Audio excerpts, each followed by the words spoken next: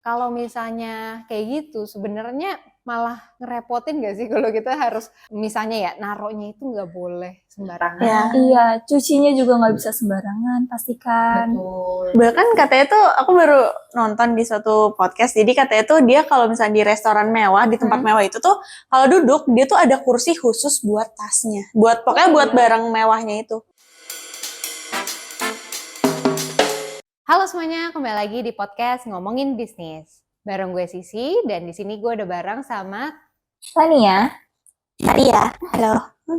Jadi hari ini kita bakal ngomongin sesuatu yang mewah-mewah ya. Ternyata bukan kita doang nih yang lagi ngomongin barang-barang mewah ya. Dan gue sendiri bukan penikmat barang mewah. Kalau dari Maria sama Tania gimana? Aku juga enggak sih, kayaknya enggak pernah beli barang mewah juga deh. Nggak Atau mungkin pernah. belum aja. Tapi maksud gue nih ya, mungkin saat ini kondisinya kita bukan yang dalam tahap mau konsumsi barang mewah nih. Tapi kalau kita udah punya duit nih, udah kelebihan duit lah misalnya kita. Udah berangan-angan dulu deh, kalau udah kelebihan duit, lu pengen gak sih punya barang branded gitu? Kalau aku kalau misalkan emang aku suka, kayaknya sih. Mungkin satu dulu gitu. Pengen lihat kenapa sih barang ini tuh ada Apa peminatnya spesialnya ya, gitu. Apa spesialnya kayak gitu. Kalau aku kayak pengen koleksi deh kalau emang duitnya sebanyak itu ya. Karena kalau misalkan aku lihat-lihat tuh emang barang yang harganya misalkan biasa aja sama yang semewah itu tuh emang beda. Bahannya tuh kelihatannya tuh beda. Bahkan kalau dilihat aja tuh kualitasnya jelas bedanya gitu. Jadi kayak emang suka aja sama yang modelan bagus-bagus gitu bahannya. Gitu. Jadi kalau lu ngeliatnya dari kualitasnya berarti? Iya. Oke, tapi kan ada juga orang yang ngeliat dari brandnya ya, bukan dari kayak apakah ini bagus, kayak berkualitas atau potongannya handcraft misalnya. Nah, kalau dari gue sendiri itu sih mungkin itu bonus kali ya. Kalau emang kita benar-benar suka sama barangnya ya baru dibeli gitu. Tapi bukan ngejar-ngejar karena brandnya sih. Nah, kalau lu sendiri nih, apa yang lu tahu tentang barang-barang mewah? Merek apa aja sih yang di top of mind kalian nih? LV, Oke, Elvi. Gucci, Iya, dia. Chanel gitu. Celine, apalagi? Lu taunya tuh apa ya, brand-brand yang bukan yang luxury brand paling atas itu loh. Cuman yang namanya beredar aja. Iya sih. Dan setelah kita perdalam gitu, kayaknya emang brand itu tuh punya apa ya, kelas-kelasnya gitu ya. Iya, ternyata dia tuh ada piramidanya. Iya. Bahkan ada yang sampai ultra ke bawah, paling bawah apa ya tadi ya? Contemporary. Daily luxury bukan sih? Contemporary apa ya? Ya pokoknya itulah adalah piramida. Dia ada paling bawah. Nah, yang paling bawah itu kan kalau yang gua tahu ya, yang gua lihat tuh piramidanya yang daily luxury. Jadi kayak Swatch gitu, yang ibaratnya nggak mewah tapi nggak murah gitu. Iya. Nah, tapi kalau misalkan yang udah di atas-atas tuh ya, ibaratnya orang mau pakai aja tuh nggak ke sembarangan tempat. Iya. Betul. Kalau misalnya kayak gitu sebenarnya malah ngerepotin gak sih kalau kita harus misalnya ya naruhnya itu nggak boleh sembarangan. Iya, cucinya juga nggak bisa sembarangan, pastikan. Betul. Bahkan katanya tuh aku baru nonton di suatu podcast, jadi katanya tuh dia kalau misalnya di restoran mewah, di tempat mewah itu tuh kalau duduk dia tuh ada kursi khusus buat tasnya, buat pokoknya buat barang mewahnya itu. Karena mungkin ada yang nggak bisa, kan kalau ditaruh di atas meja kayak agak nggak sopan juga ya kayaknya ya. Terus kalau taruh bawah kan kayak sayang ya, puluhan juta. Jadi dia nyiapin kursinya gitu khusus buat tasnya.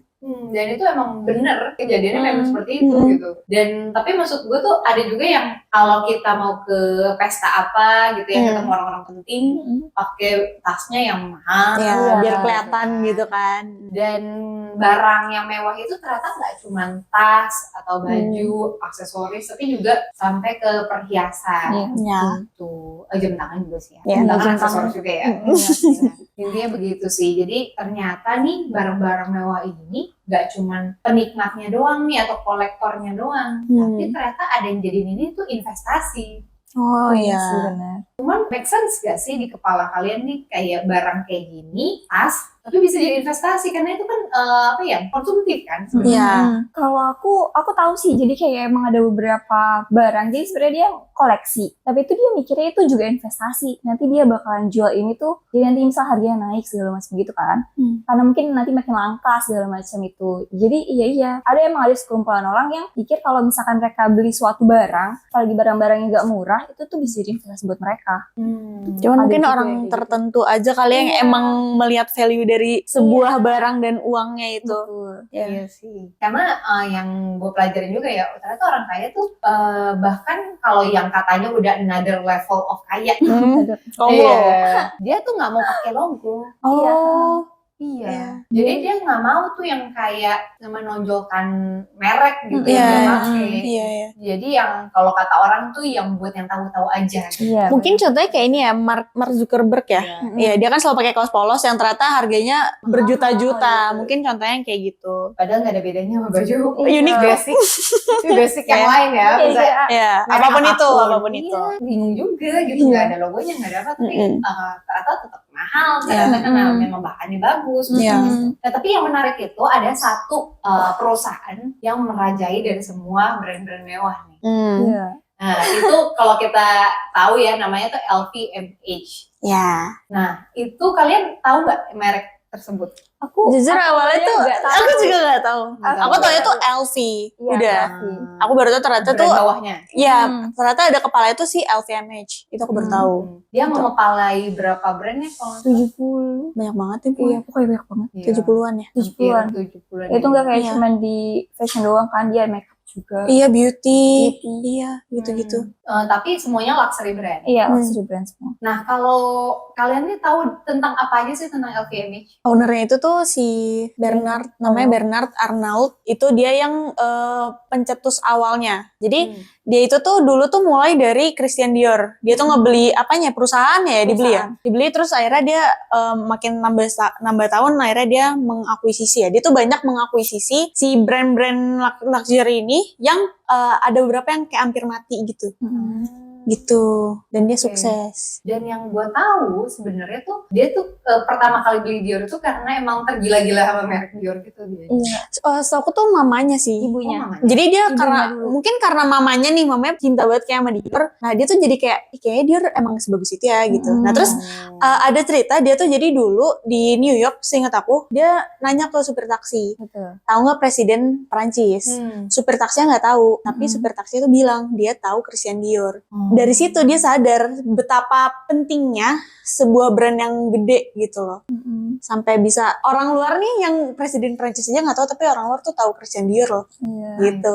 Nah itu makanya kayaknya dari awalnya dia mulai tergila-gila sama Dior tuh Iya. di situ sebenarnya. Sebuah brand yang besar. Dia jadi apa ya, punya ambisi kayak Iya. mengakuisisi semua brand luxury Iya, kali ya. gitu. Gara-gara itu. Terus kalau misalnya apa namanya yang namanya dia kan disebut apa sih, Wolf in Kashmir ya? The Wolf in Kashmir. Nah artinya kan sebenarnya dia bilang si brand-brand yang diakuisisi ini tuh bagaikan domba-domba Ya. yang dia kejar. Tapi kok bisa ya kayak sampai 70 perusahaan jatuh di hal yang sama nih? Iya, karena sebenarnya tuh caranya dia itu loh. Caranya tuh kalau aku bilang gitu, kayak kasarnya tuh agak Licik. Licik. Nggak perlu di Jangan lagi. Licik. sensor ya. Iya, licik. Licik, gitu. Ah. Karena sebenarnya yang dia pakai caranya tuh dia bakalan investasi dulu di satu brand atau satu perusahaan gitu, kayak cuman 10% awalnya. Terus nanti naik lagi 20%, naik lagi 30%. Terus nanti tuh sampai yang pemiliknya itu nggak nyadar kalau misalkan bagian si Arnold itu udah gede banget, akhirnya jadi udah bisa dikuasain sama dia itu. Iya, gitu. Kayak gitu. Semua akuisisinya rata-rata kayak gitu. Iya. Setahu aku itu namanya tuh creeping takeover.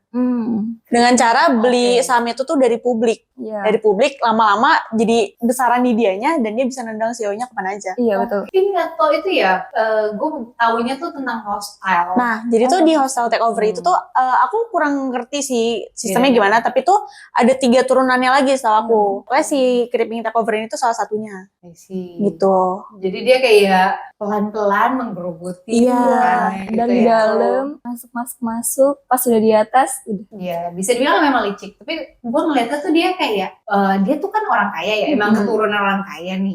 Tapi ternyata memang beneran pinter nih dari segi Iya. bisnisnya gitu loh. Kan ada juga yang ngomong kayak daddy's money gitu ya, yang iya. ibaratnya tinggal nikmatin turunan dari orang tuanya Iya, yang betul. kaya gitu kan. Tapi kalau gue lihat ini bener-bener dia work for it gitu. Iya, iya benar. Benar usahanya dia gitu.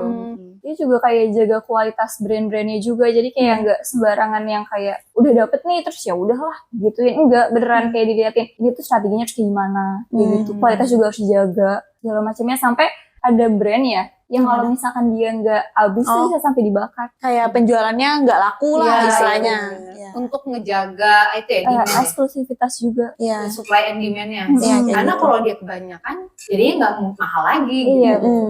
Tapi Tapi kan ada juga yang dia berani tutup brandnya dia ya. Iya.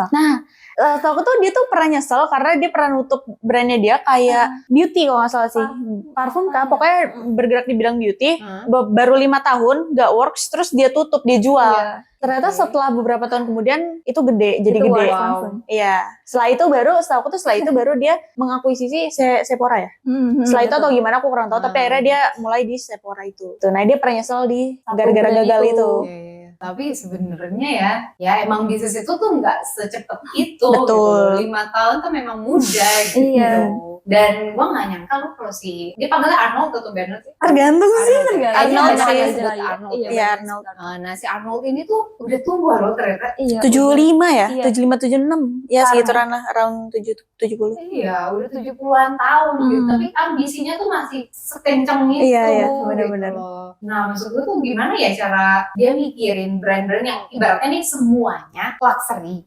Semuanya tuh mahal, cuman beda kelas lah. Ada yang kelasnya tinggi banget, ada yang sedang gitu kan. Tapi kan artinya dia bergerak di lini yang hampir mirip-mirip gitu. Iya. Fashion, beauty gitu kan. Iya. Kok bisa dia bedain merek satu dengan merek lain? Gimana cara dia manage-nya? Menurut kalian gimana? Emang skill dia sih kayaknya. Kayak dia tuh mengerti pasar, dia tuh Iya. ngerti keinginan orangnya gitu. Jadi dia mau ganti-ganti industri apapun itu selama dia misalkan kayak fleksibel lah, ya kayaknya bakal masuk-masuk aja kemana aja gitu loh selama dia mengerti pasarnya. Dan sempet tuh ada kalanya pas, kalau nggak salah pas turun banget permintaan dari luxury brand. Kalau nggak salah yang pas lagi 2008, nggak tahu gitu. Ini dia lagi, marketnya lagi down. Jadi untuk permintaan dari barang-barang luxury ini tuh lagi berkurang jauh gitu. Nah tapi tuh dia bisa katanya create demand gitu loh. Nah, Malah dia yang ngontrol. nge-create demand. Iya. Dengan cara dia ibaratnya mungkin kasih, zaman sekarang ngomongnya endorse kali ya. Kayak dia endorse ya artis-artis terkenal Hollywood gitu kan segala macem yang pakai produk dia, terus di buzzer gitu loh, dipanas-panasin nih. Iya. Orang kaya tuh punyanya merek ini. Iya. Gitu. Iya. Nah tapi maksud gua kan artinya orang ini bisa kontrol pasar. Iya. Nah, iya itu Iya dia. banget. Dia juga bisa kayak milih orang yang tepat buat brandnya gitu. Jadi kayak Sekarang ngurusin bisnis jadi lebih mudah loh. Kita bisa ngurusin DM Instagram, Messenger, Telegram, WhatsApp, email, bahkan telepon dalam satu platform CRM yang mudah. Udah termasuk sama task management, profile customer, dan juga sales bot loh. Buat kamu yang mau coba, lagi ada free trial 14 hari dan dapetin potongan 15% dengan klik link di deskripsi. iya. Dengan kelas yang maksudnya gua semuanya tuh luxury. Gimana lu cara bedainnya? Padahal sama-sama targetnya cewek nih, Iya, produknya betul. sama-sama tas nih. Dia bahkan bisa sampai sedetail itu loh ngatur pasarnya. Gitu. Iya. Dan awalnya bahkan kita nggak tahu itu yang punya sama. Iya, gitu. satu orang. Iya. Mereka pasti ya, masa sama sih? Iya, kok bisa? Kok bisa? Dan ternyata udah 70 brand semuanya begitu semua. Iya. Kalau apa yang kita bisa pelajarin nih dari si Arnold ini? Sebenarnya kalau bisa menurut aku, konsistensi jaga kualitasnya juga. Terus kayak strateginya tuh harus diperbaruin gitu loh, tiap zaman gitu. Maksudnya kayak gimana caranya biar si brand ini tuh jadi tetap trendy loh.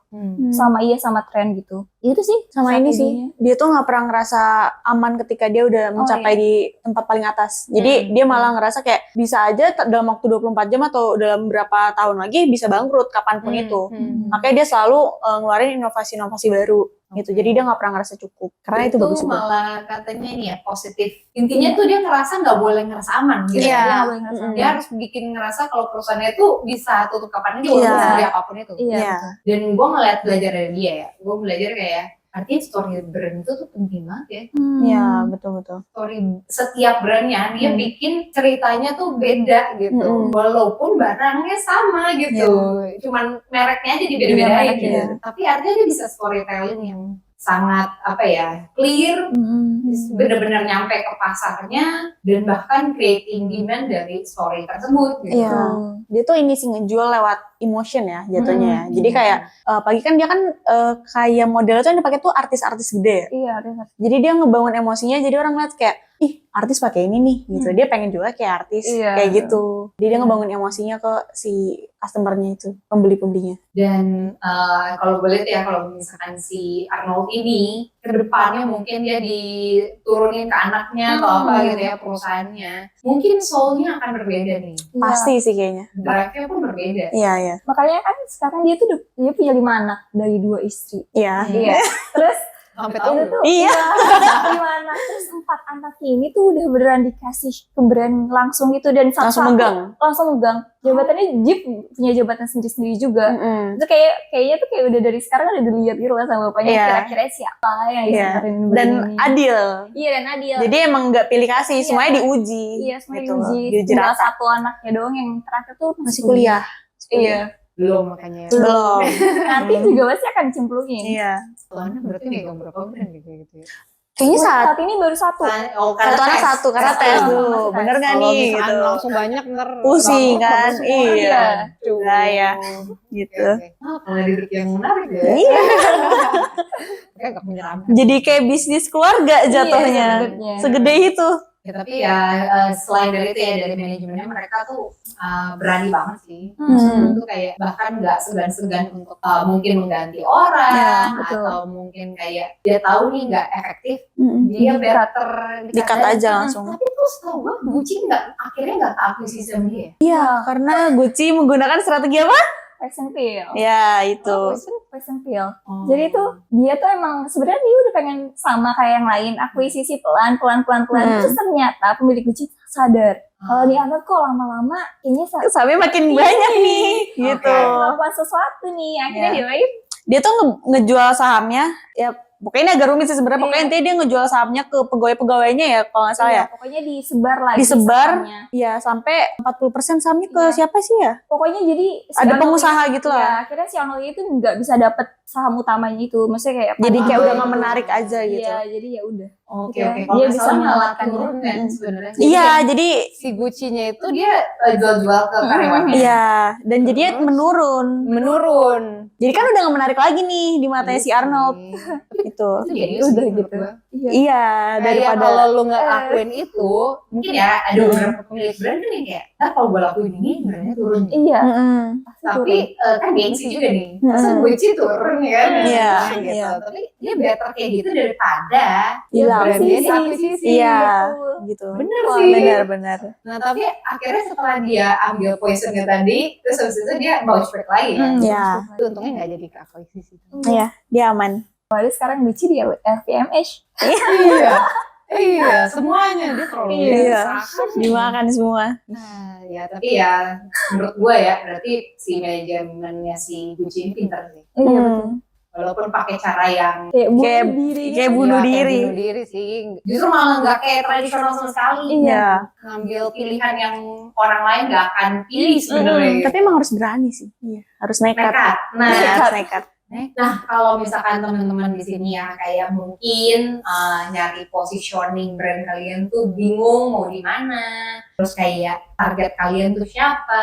Kadang kita tuh pengennya idealisme kita ngambilnya pasar yang mungkin ya kalau Iya. dari kita ambil brand-brand yang besar-besar aja misalnya gitu. Tapi kalian tuh nggak melihat sebenarnya brand-brand lain yang mungkin targetnya itu C gitu ya, bahkan D, itu menarik banget ternyata gitu. Setelah kita lihat dari ada beberapa klien kita yang megang segmennya justru yang memang untuk target audiens C dan D, nggak Buruk malah itu. gede kok Iya. gitu loh. Omset malah gede, terus malah perputarannya cepat dan sebagainya. Jadi bukan berarti yang luxury itu selalu bagus, Iya. tapi juga ternyata bisnis yang C dan D ini juga lumayan seksi juga nih sebenarnya. Iya. Kayak gitu. Untuk kalian yang masih nggak tahu positioning kalian sebenarnya di mana, mau konsultasi dulu ke kita segala macam, itu boleh banget. Kalian silahkan hubungin kita di malambranding.com dan kita bisa bantu kalian untuk menentuin positioning brand kalian dan kita bisa bikin persepsi di kepala orang-orang tentang brand kalian. Thank you semuanya dan makasih udah ngobrol-ngobrol bareng gue hari ini. Thank you. Semoga kita bisa ngobrolin hal lain lagi yang menarik di podcast minggu depan. Bye-bye. Dadah.